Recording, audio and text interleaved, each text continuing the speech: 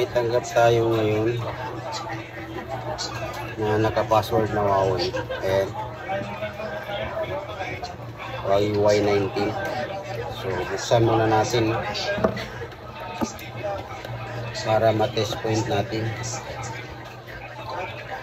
Kailangan kasi buksan to para ma-test point. Test point kasi ito pag tinatanggalan ng password. So, lahat po ng may mga ganitong unit, huwag po kayo magtataka kung bakit binubuksan namin. Kasi kailangan po talaga i-test point. Dito kasi yung test point niya. Ayan, dito sa dalawa na to. Bago siya mapakunik sa PC. So, ang gagawin natin,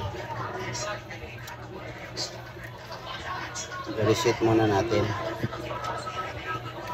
Pag re-reset naman ito ay volume down, ay volume up, power, para ma-reset muna natin. Bitawan ng power at continue yung power up para ma-reset natin yung password. So, bakit i-reset muna? So, i-reset muna natin para matanggal ang password. Next step natin, kaya binuksan para doon sa FRP or Google account. Huwag niyo pong bibitawan yung volume up habang di pa lumalabas yung hard reset niya. So ito na po yung hard reset natin. Proceed na tayo sa pag hard reset. Tapos type nyo lang po yung yes. Yung yes. Tapos wipe factory data. So patayin na natin, proceed na tayo sa FRP kasi malamang meron to. Pwede na natin yung test point.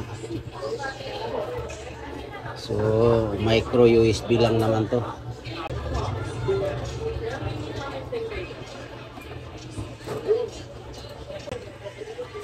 So ayun, nagraran na yung test point natin.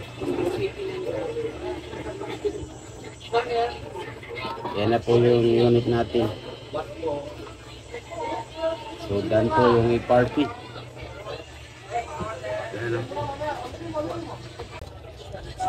So ito na yung pinard reset natin, tapos test point natin. So wala na tong FRP mga boss, no? So set up na tayo. So sa may mga ganito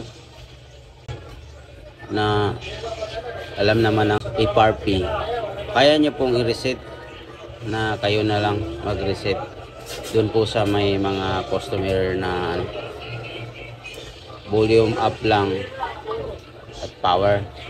So okay na siya. So enter mo na lang yung yung Google account kung alam mo pero pag hindi mo alam, yun yung babayaran mo. Medyo malaki kasi test point.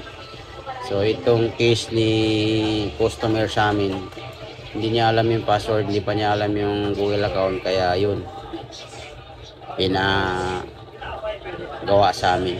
So yun lang mga boss, no? So follow kayo sa ating page or YT para updated kayo sa mga ginagawa namin ganito. Marami kaming natatanggap ng mga ganitong unit mga boss pupunta lang sa aming password, kabit LCD, basag, ganyan. Basta kung ano yung gadget nyo, meron dito available sa amin. So hanggang dito na lang po. Maraming salamat. Bye bye guys.